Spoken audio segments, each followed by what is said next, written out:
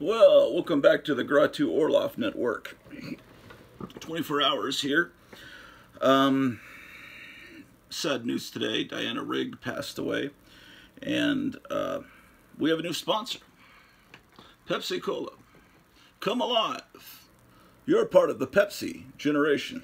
You know, not many people know that Gratu paints. Here's a painting that Gratu did who knows how many years ago. Painting of Vampirella. It's painted with acrylic. And let's see, I haven't framed them. They're not really that great, but here's a painting of Carolyn Jones as Morticia. Of course, Carolyn Jones was the only Morticia.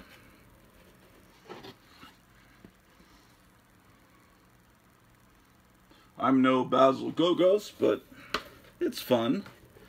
And I have a ton more paintings, but I thought I'd show you these. They just happened to be in the way when I was falling down the stairs a moment ago. I just found a box. I need to go through it because I keep seeing issues of Vampirella at Duncanville Books, and I think, do I have that issue? And I can't remember, and so I've uncovered this box as I continue the organization progress here in the archives. So let's see what I actually own and what condition it's in, so I don't keep doing my Joe Biden Alzheimer's antics of buying the same shit over and over again. Stuff, I should say. Excuse my filthy language. Let's see what we got here. Okay.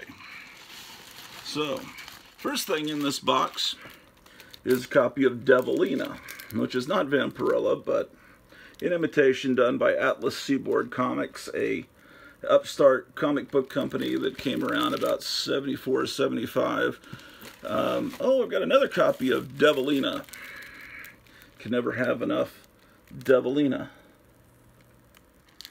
Okay, and then my copy of Vampirella #1, which is in really terrible shape. I bought this about 25 years ago in the back room at Cosmic Comics in Grand Prairie, Texas. But you can see it's in really pretty piss poor condition. But it is a Vampirella 1. Yes. So that's Vampirella #1. Yes. Vampirella #2. I also have a bound set of the first several years of Vampirella that is in hardback form downstairs that I bought from a friend a few years back. I think they're trimmed though, and you know, something when they're, oh, this one looks like it's been eaten on the spine by silverfish or some kind of little critter, some little varmint. But it's Vampirella #3. Terrible condition. Awful. Despicable condition. Vampirella #4. This one's in good shape. #5. An amazing cover. Tremendous. Astounding. It's got a chip there. Horrible. Alright, so far looks like we got everything. Vampirella 6. They don't have any issues this early at Duncanville, but #7. Yeah, I was buying the shit out of these back before they revived the character, and so I have a lot of them. There was a time period when nobody really even remembered this character before Harris or whatever company brought Vampirella back. And that was the time to be buying them, which was the 80s, I guess. And of course the 70s. I was buying these in the 70s. This is issue 9, by the way, with tremendous Wally Wood art there. Okay. Oh yes, well, after 9 would be 10. I learned that on Sesame Street. By the way, you can get early episodes of Sesame Street on YouTube for several years when it's still good. Long before the advent of Elmo that ruined Sesame Street. Issue 11. Man, that really was sad about hearing about Diana Rigg. You know, on the radio they mentioned that she was James Bond's only wife, and something about, I guess she was on Game of Thrones. I didn't ever get that far in the show. But it was weird, they didn't mention the Avengers. I guess they thought it would confuse people here in the United States, because people today just think of the Avengers as, you know, the Marvel Avengers. Who knows what... Okay, that was 12, 11, 12. Okay, so I have 13. So far I've got a complete set, even though a few of the issues are in really ragged condition. Okay, now I've got 14. This is pretty good. Let's see, when do I... 15. I remember this one on the newsstand when I was in 2nd grade, or 1st grade. Uh-oh. I go 15 to 17, so I need 16. And let's see. I may have 16 in another box. According to this, looks like 16 is that one. Okay, I could have sworn I had that. Okay, so that was 17. Now it looks like I'm missing 18. Because we have a copy of 19 here. Oh, and here on the back, there, Vampirella and James Warren are trying to stop the Vietnam War. September 72 is pretty much ending by that point. So maybe they had a hand in it.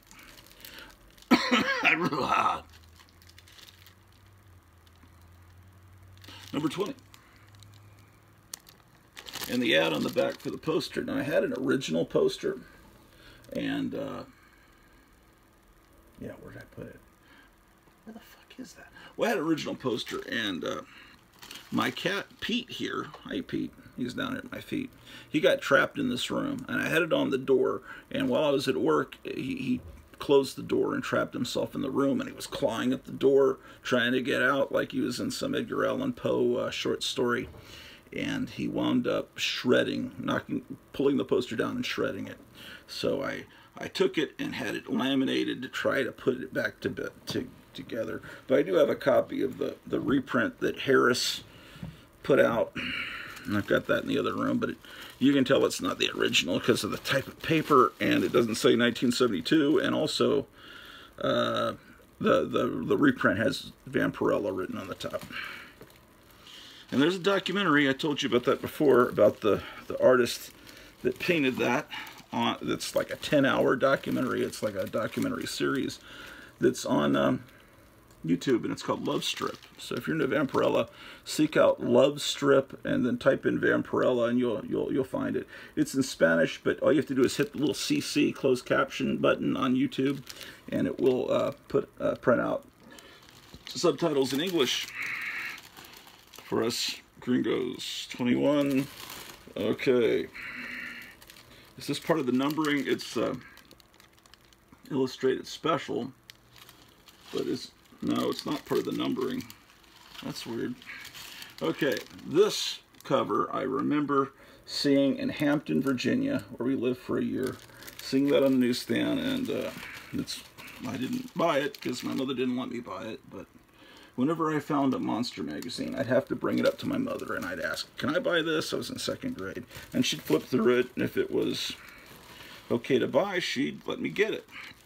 And very rarely was it okay to buy, but, you know, this issue here is not my childhood copy, but she did actually let me get this issue, and it's, I don't know, maybe she didn't have her glasses on that day, but it's has a really morbid story about this woman being slashed to death, and, you know, it's a pretty inappropriate comic for a 7-year-old, but I poured over all the ads in the back. Boy, did I love those Warren ads. People complain about the ads in the back of Warren magazines, and it's like, are you kidding? That was half the fun when I was a kid, if not most of the fun, just to look at all these movies that, it just was amazing.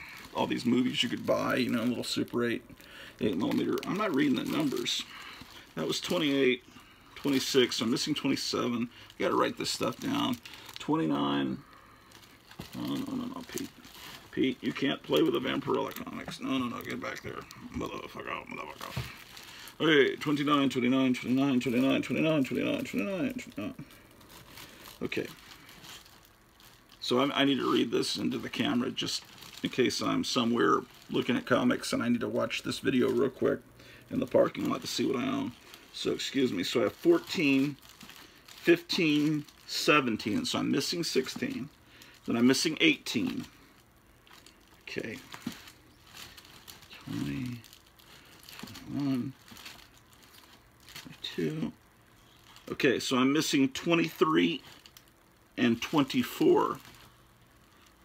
Then I'm missing 25. Damn. Looks like I'm missing 20. No, I got 26. I'm missing 27. Okay, now back to the entertainment. This is issue 30, which I own. I own issue 30, as you can see. 31. I remember when the Spirit was brought back by James Warren. I remember buying that at Lone Star, little convenience store in San Antonio. I didn't know it was old stuff. I just thought there was some amazing new comic. Okay, so that was 31, 32. Okay, 33. Will it be 34? Yes, it's 34. Come on, do we get a 35? We have a 35. Excellent. 36. Is it 36? Yes, excellent. Outstanding cover. 37. Okay. 38.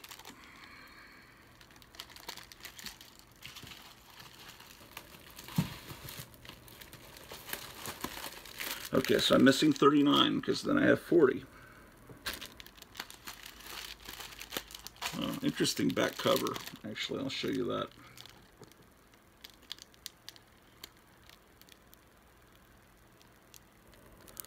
Okay, 40.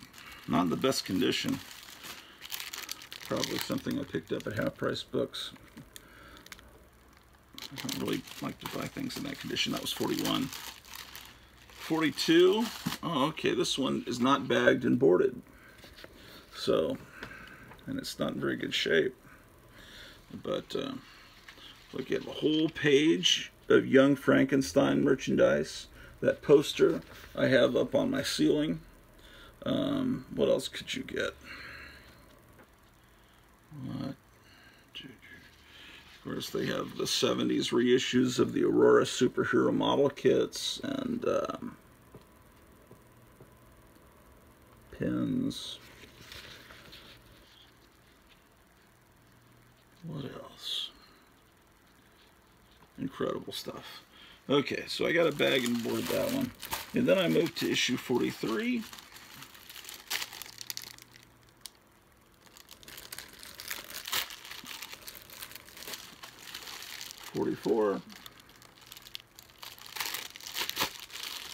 Okay.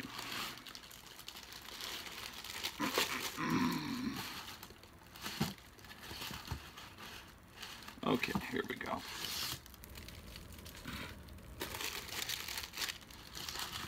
Pardon. 45.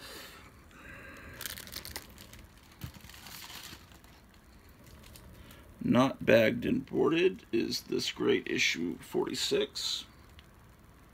Makes it easier to photograph. Since it's not bagged and boarded, we can look at the book itself. There's a color story in there.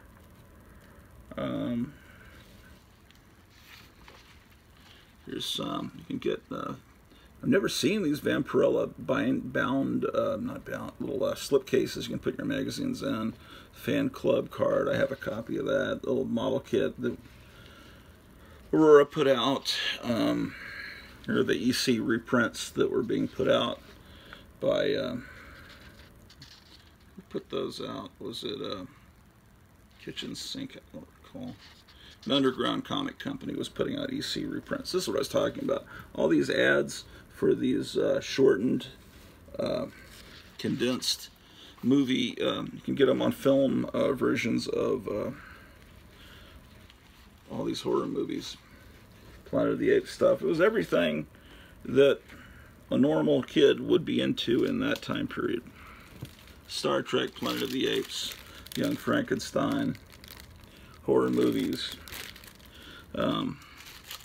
I would question a kid that wasn't into all that stuff back then. Wacky packages, well, the wacky packages were not part of, never advertised in here, but it was something I loved.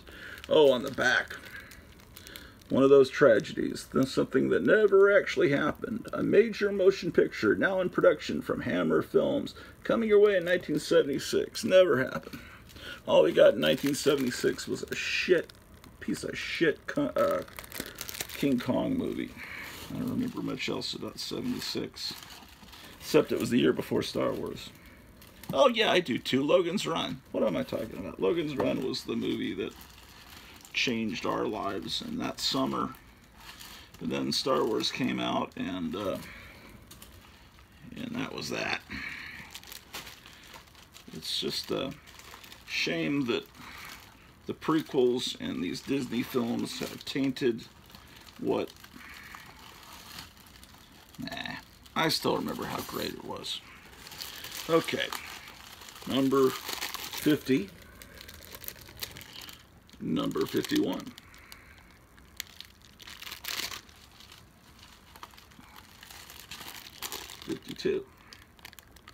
Now, Vampirella was mostly drawn and painted by artists in Spain, and that's why Vampirella looks Spanish. He was using a Spanish model, Jose Gonzalez, who was known as Pepe Gonzalez to his friends. You got to watch that documentary if you're into this stuff at all. I mean, you really have to be really into it to watch the documentary, and it's pretty depressing because he had a rough life. He was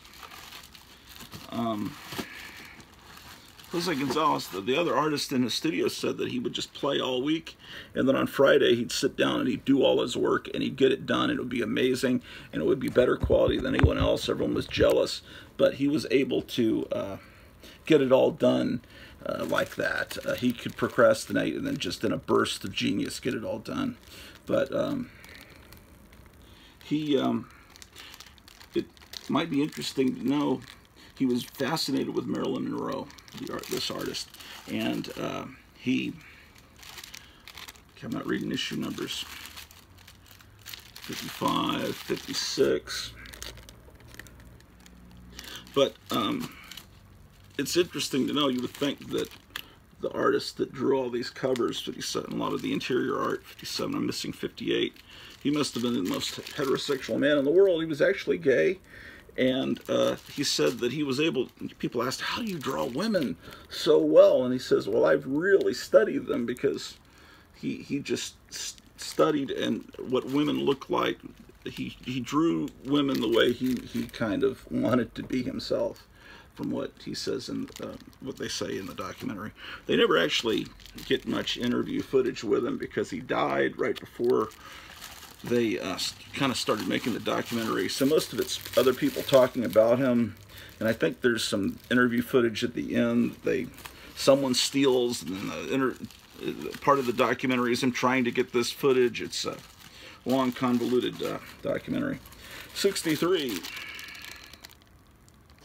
See, Jose Gonzalez. That's the amazing artist that I'm talking about. That is the real guy behind Vampirella. 64.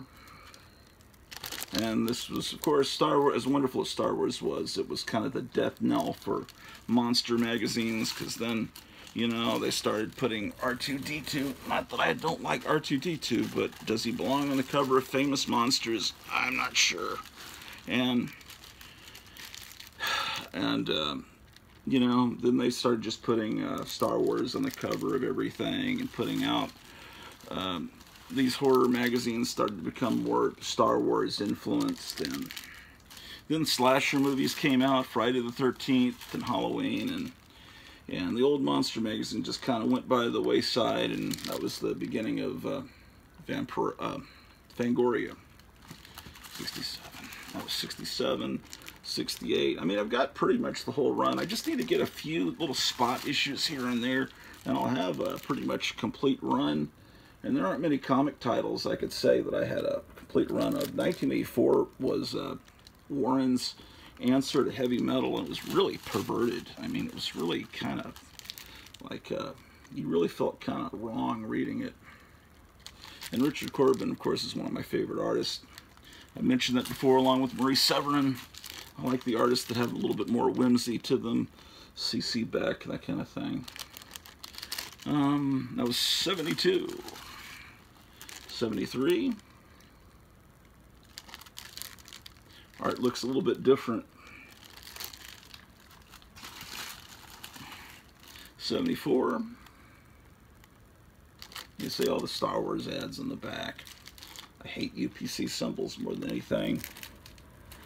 Okay. 75. Okay, then I have one that's not bagged and boarded. 79.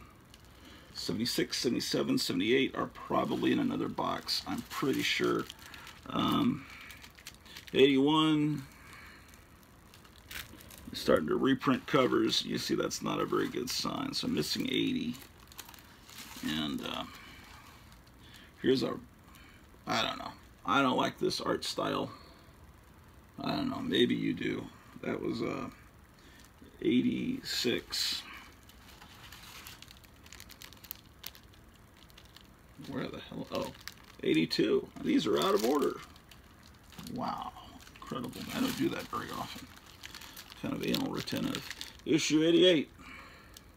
And boy, if you could have gotten these Battlestar Galactica uniforms back then and worn them to school, you would have been beaten within an inch of your life. Probably you'd have brain damage the rest of your life, because comics were not cool back then. I don't know. Somehow they became cool, and now everybody's into this stuff. I don't know what happened. When did all this nerd stuff become cool? I guess about the time the internet came along.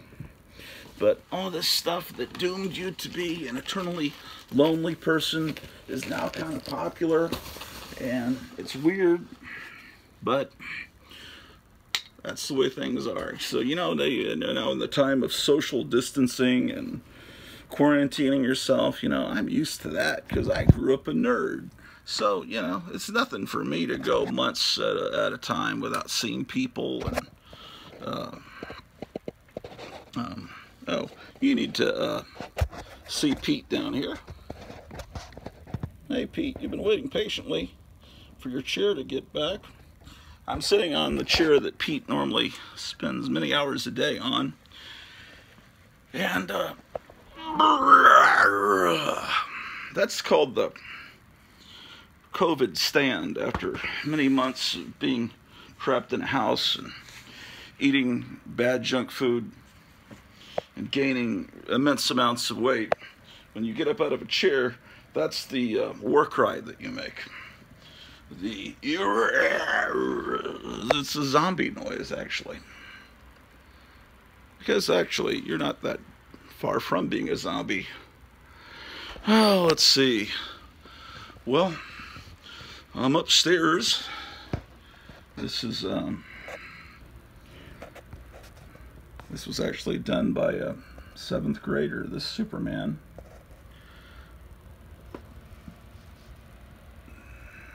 This is the theater room. Oh, I need to get my bottle of Pepsi because I use that. That's my the sponsors drink. Yeah, it really sucks that I lost that that subscriber. I'm back at 63 subscribers. I'd like to get, if you guys could, if you're watching this and you haven't subscribed, subscribe, just to make me feel good, so I can imagine that I have friends. It's kind of cool. And hit that bell so I can, so you can be notified that I put up another incredibly boring and stupid video. Oh well, Vampirella actually had paperback novels too. I should show some of these. I never really go through my paperbacks. You know, I don't know. Put this Pepsi down somewhere. And this. Okay. Let me see if. Okay, so there were Vampirella paperbacks. Death Game. They just reused the paintings from the covers of the magazine. Ooh. I have more of them than I thought I did. Did you know there was a Challengers of the Unknown paperback? This is Ron Goulart. Taxi Driver. Yes, of course, you want to read that. My Life with the Headhunters. Yeah, that's always a good read. And there were Famous Monsters paperbacks. Famous Monster Strikes Back. Well,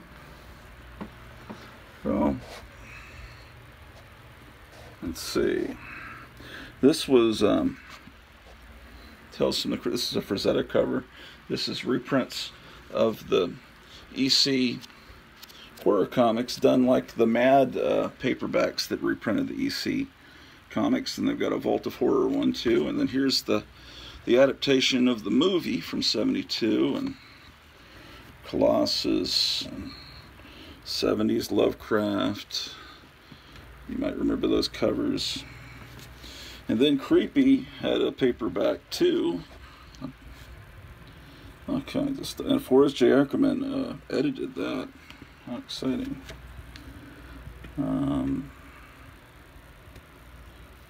Here's an adults only superhero Batman kind of knockoff from the 60s. If you're into the Beatles, you might like this cover. Ayn Rand, Steve Ditko's favorite. This is reprints of they call them Tijuana Bibles. They were the precursors of underground comics. They had 8 pages, and they were little tiny pamphlets, kind of like those religious Jack Chick pamphlets, except they were perverted parodies of comic strip characters and celebrities, stuff like that. Got all kinds of horrible paperbacks here. This is a good one. Got all the generals up here, stuff like that. Oh well. Oh, let's see. Here we've got an issue of Famous Monsters. This I was creating kind of a. Oh, so I didn't show you this one yesterday when I was going through the Erie publications. Oh, it's not even on camera. Yeah, because I didn't have it in that that rack, that box rather.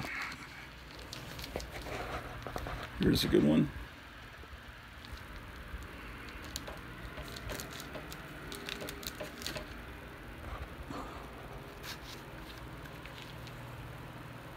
Frogs. What a great cover.